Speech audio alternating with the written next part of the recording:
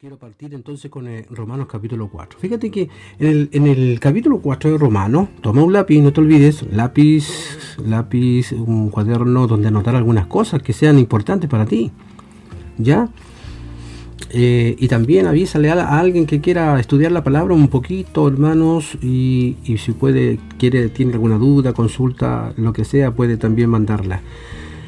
Capítulo 4 Romanos, hermanos, vemos que cuando comenzamos el capítulo 4 de esta epístola, en este caso el apóstol Pablo, escribiendo los Romanos, nos encontramos con este pasaje que trata del tema de la justificación por la fe, que eso lo estuvimos viendo también ayer, y Pablo declaró enfática y claramente que el hombre es pecador. Eso lo vimos, ¿no es cierto? En los primeros capítulos se deja muy claro que el hombre es pecador, todo hombre es pecador, ¿ya? Y luego reveló que Dios provee la justicia, claro, para los pecadores. Entonces, después de esa justificación por la fe, fue explicada. Y esa es la sección que hemos finalizado en nuestro programa anterior, digamos. Entonces, a continuación, ilustro, en este caso, en esta hora, esta verdad con dos pasajes del Antiguo Testamento. Ilustra dos personajes, Abraham y David. Ya entonces, en los días de Pablo, Abraham y David eran probablemente tenidos en alta estima por la nación de Israel, mucho más que otros personajes del Antiguo Testamento. Luego recordamos que el Señor en su día hizo la siguiente pregunta en el Evangelio según Mateo capítulo 22, verso 42. Pregunta a Jesús: ¿qué pensáis del Cristo? ¿De quién es hijo? Le dijeron: de David. Entonces creemos que en esos días la gente pensaba que las personas más destacadas del Antiguo Testamento serían Abraham, que es el fundador de la raza, y David, el rey más importante de aquella época. Entonces aquí Pablo usó estos dos tan destacados personajes del Antiguo Testamento como ilustración para basar sus declaraciones en el capítulo 3 de que hay acuerdo, hay concordancia entre la ley y el Evangelio. Aunque representan dos sistemas diametralmente opuestos, no se contradicen ni están en conflicto el uno con el otro.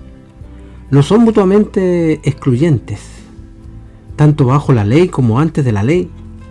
Ya la fe en Dios fue el único requisito. Y Abraham, antes de la ley, fue justificado por fe. Y David, bajo la ley, contó, ¿cierto?, a la justificación por fe. Entonces ahora Pablo no estaba presentando aquí una doctrina nueva, ni extraña, que cancelaba el Antiguo Testamento y dejaba al judío flotando ahí en el mar de la vida, ¿no es cierto?, tomado ahí a un ancla, en lugar de estar en un bote salvavidas. Entonces Pablo estaba demostrando que tanto Abraham como David estaban en el mismo bote salvavidas, el cual Dios estaba ofreciendo a su pueblo en su día, y el cual lleva el nombre de justificación por fe. Ahora la ley, fíjate, se convierte en una especie de profesor, un pedagogo. Tomó de la mano al hombre que se encontraba bajo la ley para llevarlo al Señor Jesucristo. Así que, de hecho, en los primeros 5 versículos del capítulo 4, vemos que Abraham fue justificado por fe. Así que vamos a analizar inmediatamente, ¿no es cierto?, lo que habla algunos versículos acá. Y de hecho dice: ¿qué pues diremos? ¿Qué halló Abraham nuestro padre según la carne? Porque si Abraham fue justificado por las obras, tiene de qué gloriarse, pero no para con Dios. Porque, ¿qué dice la Escritura? Creyó Abraham a Dios y le fue contado por justicia. Entonces, al construir sobre el pensamiento iniciado en Romanos 3:31, Pablo hace la pregunta: ¿la idea de la justificación por medio de la fe, aparte de las obras de la ley, hace que lo que Dios hizo en el Antiguo Testamento sea irrelevante? O sea, como que no sirvió para nada. ¿Qué pues diremos? ¿Qué halló Abraham, nuestro padre? Al contestar dicha pregunta, Pablo mira a Abraham, el hombre más estimado entre el pueblo judío en sus días, ¿ya? Porque si Abraham fue justificado por las obras, tiene de qué gloriarse. Entonces, si alguien pudiera ser justificado por las obras, ellos tendrían algo de qué gloriarse. Sin embargo, tal jactancia no es nada delante de Dios. ¿Ya? Así que esta jactancia no es nada ante Dios, porque aún si las obras pudieran justificar a un hombre, él aún estaría de alguna manera destituido de la gloria de Dios. Así que esta gloria no es nada, porque para con Dios cada pretensión se despoja, y es evidente que nadie puede en realidad ser justificado por las obras. Porque, ¿qué dice la Escritura? El Antiguo Testamento nos dice que Abraham fue declarado justo debido a sus obras. En lugar de eso, Génesis 15:6 dice que creyó a Jehová y le fue contado por justicia. Entonces Pablo lo pone en claro, hermano. La justicia de Abraham no provino de sus buenas obras, pero de su confianza en Dios. Eso sí, fue una justicia obtenida por medio de la fe. Y en general, fíjate que los maestros judíos, en aquellos días de Pablo, creían que Abraham fue justificado por sus obras al guardar la ley. Ellos creían que él guardó la ley. Los pasajes antiguos de los rabinos dicen que encontramos que Abraham, nuestro padre, había realizado toda la ley antes de que fuera dada. Y Abraham, decían ellos, y Abraham fue perfecto en todas sus obras con el Señor. Los rabinos argumentaban que Abraham guardó la ley perfectamente, aún antes de que fuera dada, guardándola por intuición y por anticipación. Entonces, el apóstol Pablo nos dice que Abraham fue hecho justo en todos sus hechos. Dice, pero Dios contó a Abraham como justo. Entonces, nuestra justificación no es Dios haciéndonos perfectamente justos, sino contándonos como perfectamente justos. Entonces, después de ser contados como justos, entonces Dios empieza a hacernos verdaderamente justos, culminando en nuestra resurrección. De hecho, esta palabra contado, en el original era utilizado en los documentos seculares primitivos. Era como poner a cuenta de uno. Eso es contado, poner a cuenta de uno. Deja que mi crédito sea puesto en depósito en el banco. Eso es lo que hace. Es como un depósito en el banco, y yo ahora doy órdenes en general en cuanto a todos los pagos hechos o acreditados al gobierno. Así Dios puso a cuenta de Abraham, colocó el depósito por él, le contó a él justicia. Entonces Abraham poseía justicia de la misma manera que una persona poseería una suma de dinero puesta en su cuenta de banco. Entonces Génesis 15:6 no nos dice cómo otros hombres consideraron a Abraham. En vez nos dice cómo Dios le contó. Moisés en general no nos dice lo que los hombres pensaban de él, en este caso de Abraham, sino como fue contado delante del tribunal de Dios. Así que recuerda que justicia es más que la ausencia de maldad o culpa. Es un bien positivo, queriendo decir que Dios no solamente nos declara inocentes, ¿te fijas el detalle ese? Sino justos. O sea, no es que nosotros no hayamos hecho nada. No, somos justos, ¿sabe por qué? Porque fuimos declarados culpables, en este caso, pero Dios nos justificó a través de Cristo. O sea, nuestra deuda fue pagada. Por eso somos justos, no es que seamos inocentes.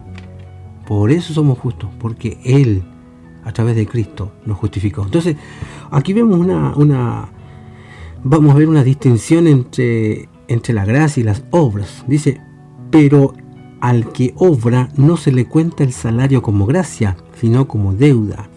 Mas al que no obra, sino cree en aquel que justifica al impío, su fe le es contada por justicia. Entonces, dice aquí estas primeras palabras, pero al que obra no se le cuenta el salario como gracia. La idea de gracia está en contra del principio de la obra, ¿sí? Son contrarios. La gracia tiene que ver con recibir libremente el regalo por Dios. Las obras tienen que ver con ganar nuestro mérito delante de Dios. ¿Se fija las diferencias? La gracia tiene que ver con recibir libremente el regalo dado por Dios. En cambio, las obras tienen que ver con ganar nuestro mérito delante de Dios. Así que pues un escritor habla sobre esta palabra original griega que es charis, cuando habla de gracia, tiene el significado en los autores clásicos de un favor hecho de la generosidad espontánea del corazón sin ninguna expectación de algo a cambio. Por supuesto, este favor era hecho siempre hacia un amigo, nunca hacia un enemigo. Pero cuando charis, en este caso gracia, llega al Nuevo Testamento, hace un brinco muy infinito hacia adelante, ya que el favor de Dios hecho en el Calvario fue para aquellos que le odiaban. Así que, qué lindo, ¿no? Cómo el Señor cambió esto. Y la gracia incluso es para aquellos que lo odiaban profundamente.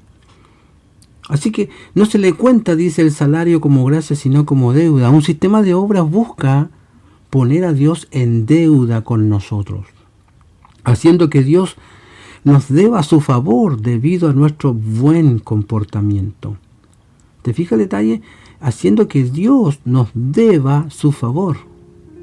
Cuando hacemos un sistema de obra, en el fondo pareciera que Dios está en deuda con nosotros. Ya entonces en el pensamiento de obras, Dios nos debe la salvación o la bendición debido a nuestras buenas obras. ¿Te fijas el detalle? O sea, porque yo hago, Señor, tú me lo debes. Y no es así. Dios no está alabando la pereza aquí, ¿no? La antítesis no es simplemente entre el que trabaja y el que no trabaja, pero sí entre el que trabaja y la persona que no trabaja pero cree, digamos. Se refiere a las obras, ¿no? Más dice, al que no obra, sino cree en aquel que justifica al impío, su fe le es contado por justicia. Entonces la justicia nunca puede ser contada a quien se acerca a Dios en el principio de las obras. En vez es dado a aquel que cree en aquel que justifica al impío. Entonces esto es a quien Dios justifica, al impío. Podríamos creer que Dios solo justificaría a un hombre piadoso, pero debido a lo que Jesús hizo en la cruz, Dios puede justificar al impío. Y no es como si Dios estuviera feliz en nuestra condición de impío. No somos justificados debido a nuestra impiedad, pero a pesar de nuestra impiedad. Entonces, la frase paradójica, aquel que justifica al impío, no sugiere que la justificación es una ficción, ya sea legal o de algún otro tipo, sino que en el fondo es un verdadero milagro. El hecho que Dios nos haya mirado siendo como éramos es un verdadero milagro. Dice, fe es contada por justicia, hermanos, así como Abraham. Si nuestra fe es contada por justicia, este no fue un tipo de arreglo especial que fue solamente para Abraham. Nosotros también podemos entrar en esta relación con Dios. Entonces, por esto entendemos que no hay dos maneras para la salvación. Salvos por obra, por medio de guardar la ley del Antiguo Testamento, y salvos por gracia por medio de la fe en el Nuevo Testamento. Cualquiera que haya sido salvo en el Antiguo o Nuevo Testamento es hecho salvo por gracia, por medio de la fe, a través de su relación, de un amor de confianza con Dios, debido al nuevo pacto. Entonces nosotros tenemos los beneficios de la salvación que los santos del Antiguo Testamento no tenían. Pero no tenemos una forma diferente de salvación. Los del Antiguo Testamento y los del Nuevo estamos en la misma postura. Antiguamente ellos creían que iba a venir un Salvador. Nosotros miramos atrás y nosotros decimos, gracias Señor porque tú ya viniste y moriste por nosotros. Nosotros miramos hacia atrás, ellos miraban hacia adelante. Pero siempre ha habido una sola forma, salvación por fe. Entonces, en los versículos 6 al 8, vemos que David y la bendición de la justificación por medio de la fe, como David, o como también David habla de la bienaventuranza del hombre, a quien Dios atribuye justicia sin obras, diciendo: bienaventurados aquellos cuyas iniquidades son perdonadas y cuyos pecados son cubiertos, bienaventurado el varón a quien el Señor no inculpa de pecados. Esos son los versículos 6 al 8 del capítulo 4 de Romanos. Y aquí vemos, hermanos, cómo también David habla. Dice: el rey David, hermanos, del Antiguo Testamento sabía lo que era ser un pecador culpable. Él tenía claro eso. Él conocía la seriedad del pecado y lo bueno que es ser verdaderamente perdonado. Él conocía la bienaventuranza del hombre a quien Dios atribuye justicia sin obras. Si David hubiera sido juzgado solamente por sus obras, el Dios justo debe condenarlo. Sin embargo, él conocía por experiencia que son bienaventurados aquellos cuyas iniquidades son perdonadas. Así que tú eres un bienaventurado, hermano, porque tus iniquidades, mis iniquidades, fueron perdonadas. Ningún pecador, ni por mucho que lo intente, hermano, puede llevarse sus propios pecados y volver limpio la culpa. Ninguno. Ninguna cantidad de dinero, ninguna ciencia, ninguna habilidad inventada, ni ejércitos, millones de ejércitos, ni ningún otro poder de la tierra puede quitarle al pecador un pequeño pecado y su culpa. Entonces, una vez que ya ha sido cometido, entonces cada pecado y su culpa se aferran al pecador tan cerca como su propia sombra. Se aferran por toda la eternidad, a menos que Dios se los lleve. Entonces, cuando dice a quien Dios atribuye justicia sin obras, bienaventurado el varón a quien el Señor no inculpa de pecado. David está de acuerdo con Abraham en cuanto a la idea de una justicia imputada. Eso es lo que hizo el Señor. Nos imputó la justicia del Señor. Una bondad que es dada, no ganada, es dada. Entonces nuestros adversarios, de hecho lo decía un escritor, nuestros adversarios, los papistas, decían, se oponen a la imputación de la justicia de Cristo sobre nosotros. Se burlan de esta misma palabra. Y sin embargo el apóstol usó la palabra 10 veces en este capítulo. Entonces, bienaventurado el varón, dice en el Salmo 32, del 1 al 2, David habla de la bienaventuranza, no de aquel que es justificado a través de las obras, pero de aquel que es limpiado a través de la imputación. O sea, esto está centrado en lo que Dios coloca sobre nosotros, la justicia de Jesús, no en lo que nosotros hacemos por Dios. ¿Te fijas? Así que, hermanos, sabemos que nos equivocamos, que fallamos, pero la clave es acudir a su gracia, a su presencia, lo antes posible y reconciliarnos con el Señor. Si hemos fallado, si hemos pecado, dígale: Señor, te necesito cada día, necesito de ti cada momento. No puedo vivir si estoy fuera de tu gracia, de tu presencia.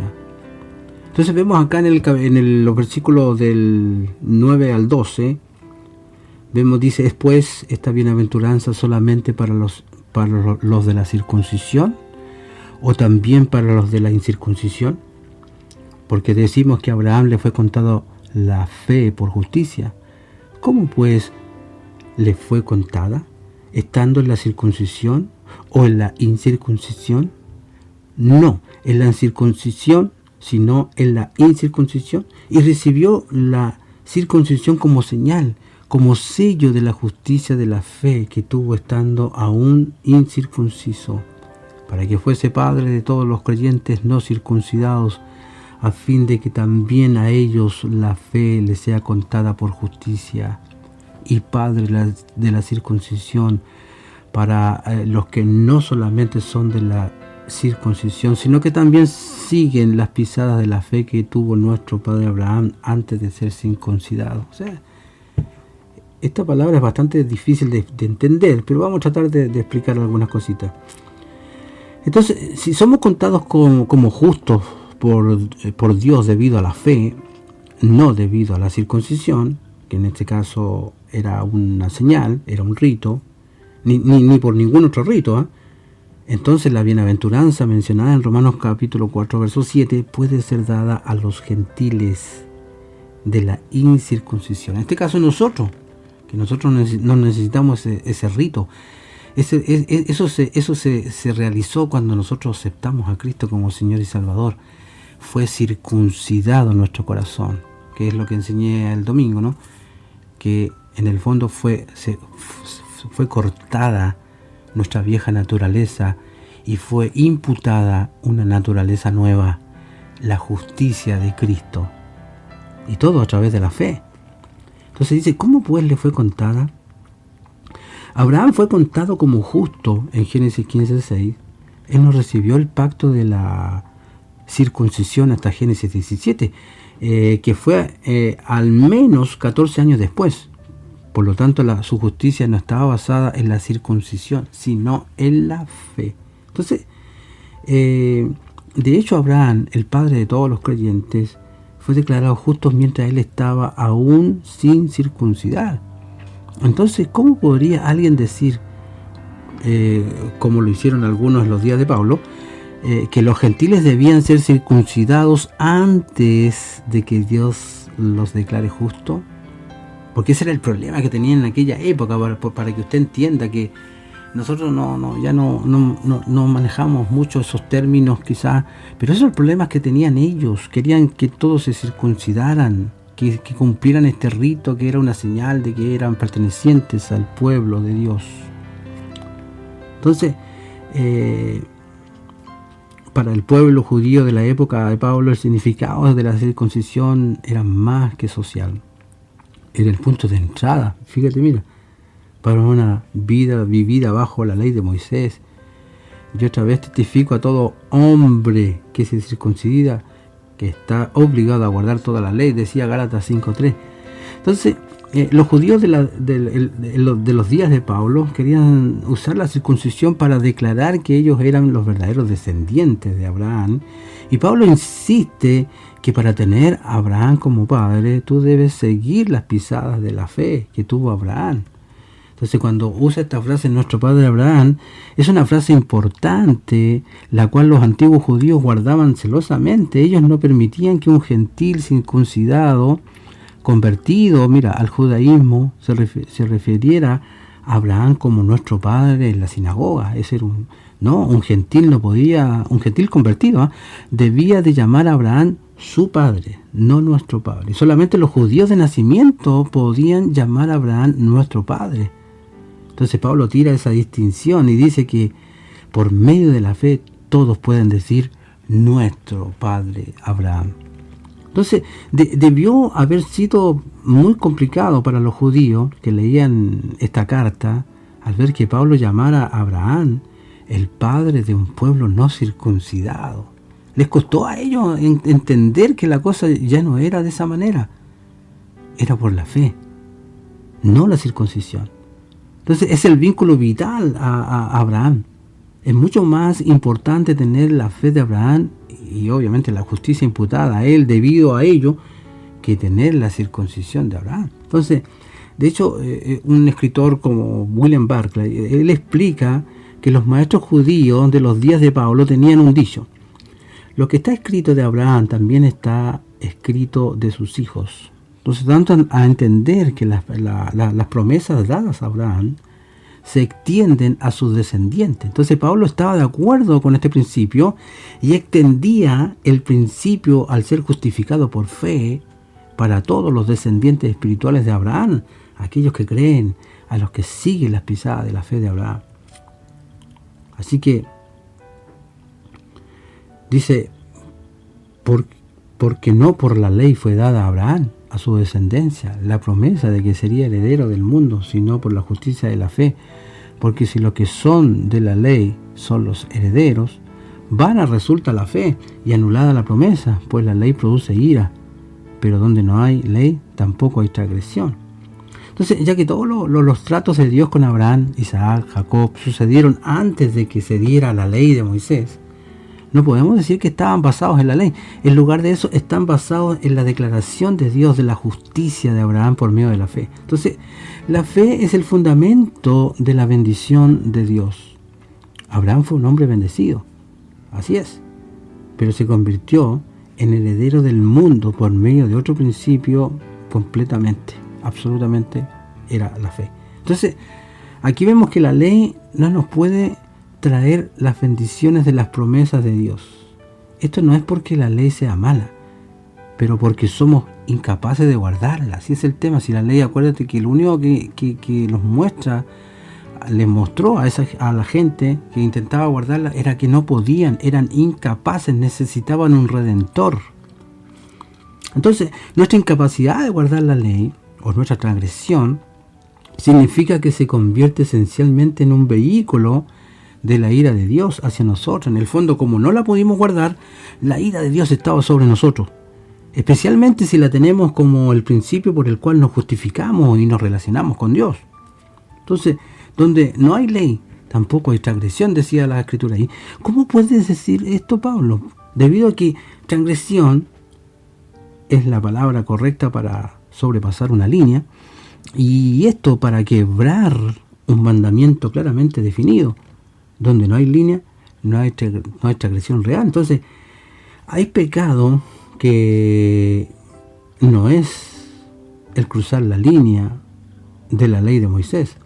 La raíz del pecado no es el quebrantar la ley, sino el quebrantar la confianza con Dios, con negar su propósito amoroso en cada mandamiento que da. Antes de que Adán pecara, él rompió la confianza con Dios.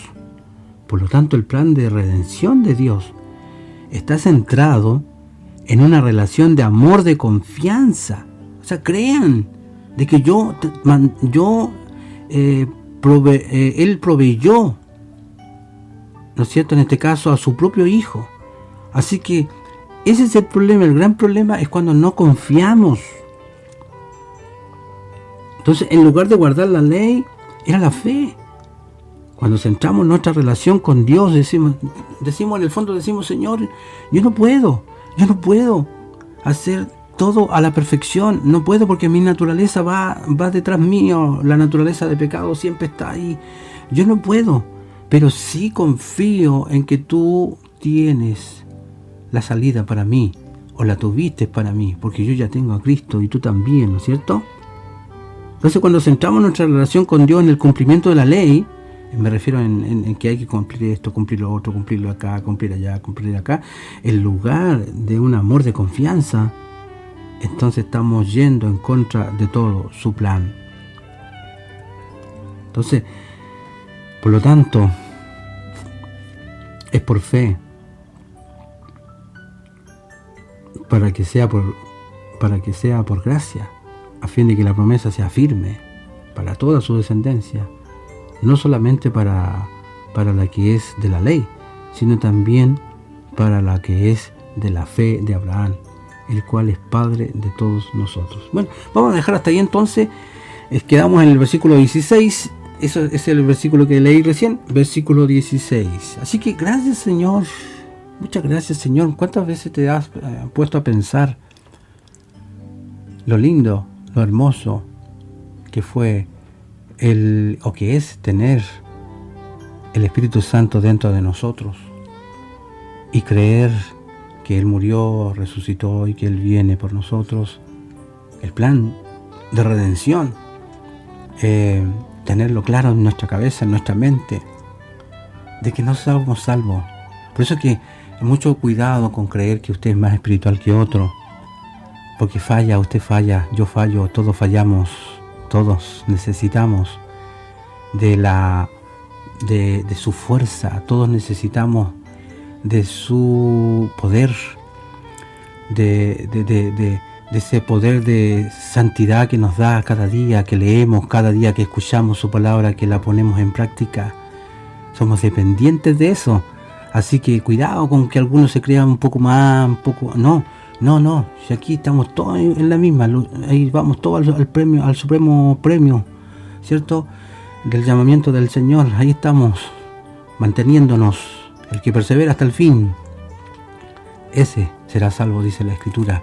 Así que, hermanos míos, a motivarles, animarles a que sigan adelante confiando y creyendo que el Dios vivo y poderoso, ese Dios que dio su vida por nosotros ahora intentamos tener toda la confianza en lo que Él está diciendo, en lo que Él nos enseña, en lo que Él nos está hablando cada día. Amén.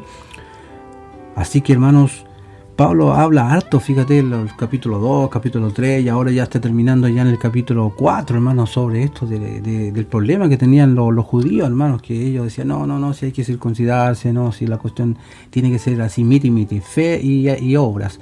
No. Decían, hay que circuncidarse porque si no, no sirve. Hermanos, estaban enredados en un montón de problemas, así que nosotros, Dios nos ayude a no enredarnos y a tener absoluta confianza de que lo que Dios hizo y yo lo creo y lo recibo y lo acepto en mi vida, eso es absolutamente el plan correcto para mi vida.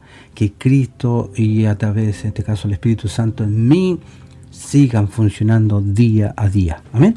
Bien, hermanos, un gusto de poder estar con ustedes en esto, su palabra. Señor, gracias por ella, gracias porque nos puedes bendecir día a día y nos animas a seguir adelante. Hermanos, sabemos que nos equivocamos, sabemos que fallamos y aquí no tenemos que vivir un evangelio liberal y hacer lo que queramos, no, pues tenemos que esforzarnos y cada vez que haya falla, busque su presencia, vaya al Señor y ruegue su perdón y ahí manténgase.